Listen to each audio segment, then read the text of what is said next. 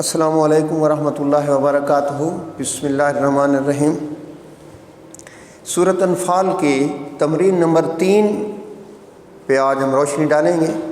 اس میں یہ ہے کہ کفار مکہ کا میدان بدر میں مسلمانوں کے ساتھ ٹاکرا ہوا، باوجود اس کے کہ ساز و سامان موجود تھا، تعداد کثیر تھی، مادی وسائل موجود تھے، لیکن اللہ اور اس کے رسول کی مخالفت کی وجہ سے ان کو شکست ہوئی اور رسوا ہوئے، ذلیل ہوئے۔ 70 بڑے بڑے کفار مارے گئے اور 70 قیدی ہو گئے۔ دوسرے نمبر پر یہ تھا کہ باوجود نافرمانی کے وہ اپنے آپ کو دھوکہ دے رہے تھے کہ ہم اللہ کے مقرب بندے ہیں۔ مثلاً جب ابو جہل اور اس کا لشکر مکہ سے روانہ ہوا تو ابو جہل نے کعبۃ اللہ کا طواف کرنے کے بعد جو ہے غلاف پکڑ کر یہ دعا کی کہ یا اللہ، ہم میں سے جو زیادہ شریف ہے، جو یا زیادہ کریم ہے، رشتہ داروں پر صلہ رحمی کرنے والا ہے، تیرا مقرب ہے، تیرے قریب ہے، ان کو فتح دے۔ اپنے آپ کو دھوکہ دے رہے ہیں کہ ہم حق پر ہیں، باوجود اس کے کہ اللہ کو نہیں مانتے، رسول اللہ صلی اللہ علیہ وسلم پر ایمان نہیں لائے، نافرمانی بھی کر رہے ہیں اور اپنے آپ کو اللہ کا مقرب ہونے کی آرزو کرتے ہوئے اور ساتھ ساتھ فتح کی آرزو بھی کر رہے ہیں۔ اس کے بعد یہ لیکن دوسرا رخ دیا جائے تو مسلمان مادی وسائل سے محروم ہونے کے ہی قریب یعنی بہت کم اسباب تھے، تعداد 313 تھی، گھوڑے بہت کم تھے، تلواریں کم تھیں، 70 اونٹ تھے، تو ساز و سامان کے اعتبار سے کم تھے، لیکن اللہ اور اس کے رسول کی اطاعت حق ہونے کی وجہ سے اللہ نے ان کو سرخرو فرمایا، فتح سے سرفراز فرمایا، کامیابی نے ان کے قدم چومے۔ اور پھر اسی لیے اب اس موجودہ یعنی تمرین نمبر 3 کے اندر یہ کہا جا رہا ہے کہ یا ایھا الذین آمنوا اطیعوا اللہ والرسول۔ اس میں یہ بات کہی جا رہی ہے کہ اے ایمان والو، اللہ اور اس کے رسول کے حکم کو مانو، اللہ اور اس کے رسول صلی اللہ علیہ وسلم کے حکم پر چلو۔ یعنی اللہ کہہ رہے ہیں کہ بے شک مادی اسباب کم ہیں، لیکن اللہ اور اس کی رسول کی اطاعت کی وجہ سے تمہیں پہلے بھی فتح ہوئی، تو اب اس پر مضبوطی سے ڈٹ جاؤ، طلب حق کے ساتھ ساتھ اطاعت حق کے اوپر یعنی ڈٹ جاؤ، مضبوطی کے ساتھ قدم جما لو۔ ولا تولو، اور روگردانی نہ کرو اس سے، اور وا کے معنی اور، لا کے معنی نہیں، تولو نہ پھرو، اور روگردانی اور اس سے روگردانی نہ کرو۔ وانتم تسمعون، اور تم سنتے ہو۔ مطلب یہ ہے کہ حق بات سنتے تو ہو لیکن اس پر عمل بھی کرو۔ حق بات کو سننا، سمجھنا، ایمان لانے کے بعد اس پر عمل کرنا بھی ضروری ہے۔ تو اس لیے کہا جا رہا ہے کہ ایمان والو، اللہ اور اس کے رسول کے حکم پر چلو، اور یہی بیس ہے کامیابی کی، اللہ کے قرب حاصل کرنے کی، اور درجات کے بلند ہونے کی، بخشش کی، عزت کی، روزی کی۔ یہ سارے انعامات جو اللہ کی طرف سے ہیں وہ مشروط ہیں اللہ اور اس کے رسول کی اطاعت سے۔ جیسے اللہ نے فرمایا اپنے پیغمبر صلی اللہ علیہ وسلم کو کہ فرما دیجئے کہ قل ان کنتم تحبون اللہ فاتبعونی یحببکم اللہ ویغفر لکم ذنوبکم واللہ غفور رحیم۔ آپ کہہ دیجئے میرا پیغمبر کہ اگر یہ ان کنتم تحبون اللہ، اگر یہ اللہ سے محبت کرنا چاہتے ہیں، کرتے ہیں، تو فاتبعونی، یہ ان کو کہو کہ یہ آپ کی اتباع کریں، ان سے کہو کہ میری اطاعت کرو، اتباع کرو۔ اب یہاں ایک اور بات بھی ہے، اطاعت کا لفظ اللہ اور اس کے رسول دونوں کے لیے مستعمل ہوتا ہے۔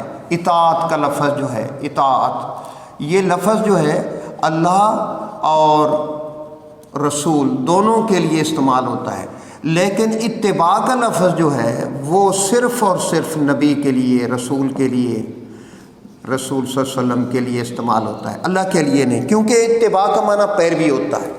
तो पैरवी नकूश के तवस्सुत से होती है, उनका उसवा सामने हो उसकी पैरवी की जाती है। नकूश हूँ यानी कदम के नकूश, आपका अमल, आपका फ़ेल, आपकी तकरीर, आपको सोता उठते बैठते खाते पीते नमाज पढ़ते रोज़ा रखते हज करते ज़कात अदा करने के तरीके बताते, उसकी पैरवी करना मकसूद है। तो लिहाजा अल्लाह ने फरमाया कि मेरा पैगम्बर इनसे कह दो कि अगर ये चाहते हैं कि हम अल्लाह से मोहब्बत करें तो फत्तबिऊनी, इनको कहो कि मेरी इत्तिबा करो, युहिब्बुकुमुल्लाह, अल्लाह इनसे मोहब्बत भी करेगा, और वयग़फ़िर लकुम ज़ुनूबकुम वल्लाहु गफ़ूरुर रहीम, और अल्लाह पाक इनके गुनाहों को माफ़ कर देगा क्योंकि वो गफ़ूर रहीम ज़ात है। तो इसमें यही बात, वला तकूनु कल्लज़ीना, वला तकूनु, न हो जाओ, न हो जाना, और ये लाक मेरी नहीं, उन लोगों जैसा, उन लोगों जैसा न हो जाना जो कहते हैं, जिन्होंने कहा समेना, हमने सुन लिया, यानी जो कहते हैं हमने अल्लाह का हुक्म सुन लिया, वहम ला यस्माऊन, और वो नहीं सुनते, और वो नहीं सुनते। कहने का मकसद है जिस तरह काफिर लोग हैं, मुनाफिकीन हैं, कह लेते हैं कि हमने सुन लिया, लेकिन वो नहीं सुनते। यानी उसकी भी वजाहत थोड़ी सी मैं यहाँ कर देता हूँ। पहली बात यह है कि एक अमल है सुनने का, और दूसरे नंबर पर समझने का, और तीसरा ईमान लाना, यानी गौर व फिक्र के साथ, तफहीम के साथ, तदब्बर के साथ एतकाद ले आना, अकीदा बना लेना, और उसके बाद अमल करना। अब जो लोग सुनते हैं, समझते भी कोई नहीं, ईमान भी नहीं ले आते, अमल भी नहीं करते, तो ये पहले लोग हैं, और ये हैं कुफ़ार।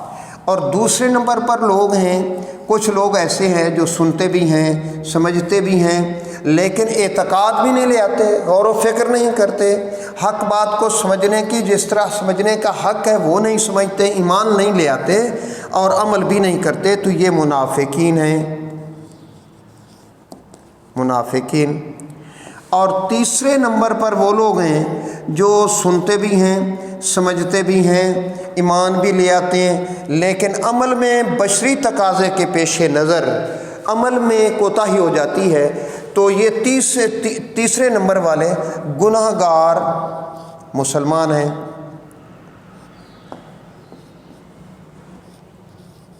मुसलमान हैं। चौथे नंबर पर वो लोग हैं जो सुनते भी हैं, समझते भी हैं, ईमान भी ले आते हैं, अमल भी करते हैं। ये मोमिनीन हैं, मुत्तकी लोग हैं, मोमिनीन लोग। तो इसका मतलब ये है कि सुनने का जो असल मकसूद है वो ये है कि इंसान बात को समझे, सुने समझे, ईमान भी ले, अमल भी करे। अगर ये चारों अमल हैं तो सुनने का असल मकसद तब पूरा होता है। पहले में तो सिरे से पूरा ही नहीं हो रहा, दूसरे में, पहले तीनों में पूरा नहीं हो रहा, लेकिन तीसरी सूरत में ये है कि ईमान लाने की जो हैसियत मौजूद है, ईमान लाने के बाद अगर बशरी तकाज़े के पेश नज़र कोई अमल के अंदर कोताही हो गई, कमी खामी रह गई, तो ईमान उसे फ़ायदा देने वाली चीज़ है, लिहाजा अल्लाह पाक उसके गुनाहों को माफ़ कर देंगे, बिलाखिर वो जन्नत में ज़रूर जाएगा। तो इसमें यही बात कही जा रही है। और यानी पहले तीन चीज़ें जो हैं अल्लाह पाक कह रहे हैं कि ये लोग, अब अगर एक आदमी सुनता है, समझता कोई नहीं है, ईमान भी नहीं ले आता, और उसके बाद अमल भी नहीं करता, तो उसका सुनना न सुनना तो बराबर हो गया। तो वो तो न सुनना कहा जाएगा। इसलिए कहा जा रहा है कि वो कहते तो हमने सुन लिया, लेकिन वो सुना नहीं, उन्होंने वो सुनते ही नहीं है। क्या मतलब? कानों में बात पड़ गई, उस पर उसको समझने की कोशिश ही नहीं की, ईमान भी नहीं ले आए, अमल भी नहीं किया, तो इसका मतलब ये है कि वो तो न सुनने की बात हो गई, असल मकसद पूरा नहीं होता। दूसरे में भी पूरा नहीं हुआ कि बात समझी, सुनी है, कुछ समझी भी है, भी बात तो ठीक है, लेकिन उस पर ईमान नहीं लिया है, अमल नहीं किया। ये मुनाफिकीन का गिरोह है। तीसरे नंबर पर सुना भी है, समझा भी है, ईमान भी, मुशर्रफ इस्लाम भी हो गए, एतकाद भी हो गया। अब चौथे नंबर पर अमल में कमी खामी है, तो वो गुनहगार मुसलमान है, बिलाखिर उनकी बख्शिश ज़रूर होगी, क्योंकि जिसने جس کے دل کے اندر رائی برابر بھی ایمان موجود ہے، بالآخر وہ جہنم سے، اگر اللہ نے اس کے حق میں یہ فیصلہ کیا کہ کچھ وقت کے لیے ممکن ہے کہ اس کے اعمال اور کرتوتوں کی وجہ سے اس کو سزا اور تکلیف کا عمل آتا ہے، تو بالآخر وہ جنت میں ضرور جائیں گے۔ آگے یہ بات فرمائی جا رہی ہے کہ ان لوگوں جیسے نہ ہو جانا جن کے اندر حق بات ہے ہی نہیں اور وہ بے رخی بھی کرتے ہیں۔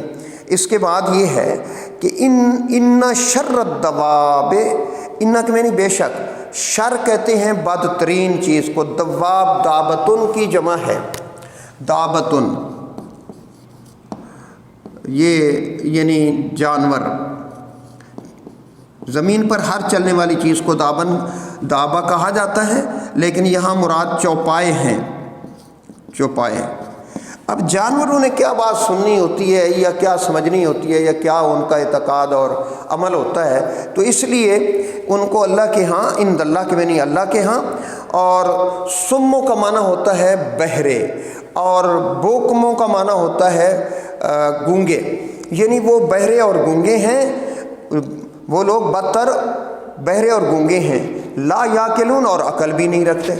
اب مسئلہ یہ ہو گیا کہ حق بات کو، طلب حق نہ ہونے کی وجہ سے وہ بات کو در حقیقت سمجھنا، سننا، تو اسی کو سننا کہا جائے گا جس کو سمجھا بھی جائے، ایمان بھی لایا جائے، عمل بھی کیا جائے۔ اگر یہ نہیں ہے تو وہ نہ سننے کے حکم میں ہے۔ تو اللہ کہہ رہے ہیں کہ وہ ایک تو بہرے ہیں، سنتے نہیں، اور دوسرا گونگے ہیں، کیونکہ گونگے اس وجہ سے کہ بعض اوقات اگر آگے پھر فرمایا کہ لا یاکلون، اور ان کے اندر جو ہے عقل نہیں ہے۔ عقل نہ ہونے کی وجہ کیوں بیان فرمائی کہ عقل مند آدمی جس کے اندر کچھ عقل ہو، بے شک وہ بہرا بھی ہو، گونگا بھی ہو، لیکن بھی اشارے سے کوئی بات سمجھنے کے بھی قابل ہوتا ہے، اور اپنی بات دوسروں تک بھی اشاروں کے ذریعے سمجھا پاتا ہے۔ لیکن وہ عقل بھی نہیں رکھتے، عقل سے بھی خالی ہے، محروم ہے، اس لیے نہ اشاروں سے بات سمجھتے ہیں اور نہ سمجھا سکتے ہیں۔ آج کا ہمارا سبق یہی تھا۔ اللہ پاک ہم سب کا حامی و ناصر۔